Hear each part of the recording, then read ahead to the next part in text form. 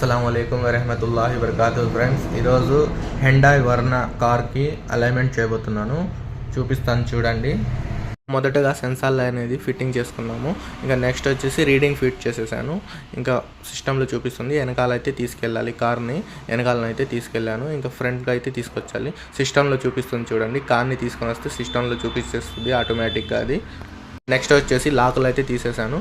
ఇంకా steering rotation అయితే చేస్తున్నాను. స్టీరింగ్ రొటేషన్ లెఫ్ట్కి చేశాను, ఇంకా రైట్ సైడ్కి చేస్తున్నాను. ఇంకా మిడిల్ పొజిషన్లో అయితే పెట్టేశాను. ఇంకా రీడింగ్ చూస్తే అలైన్మెంట్ అనేది చాలా మారిపోయింది. ఇంకా స్టీరింగ్ అనేది మిడిల్లో పెట్టేసి లాక్ చేసేసాను. బండి ఎత్తు కదలకుండా బ్రేక్ని కూడా లాక్ చేసేసాను.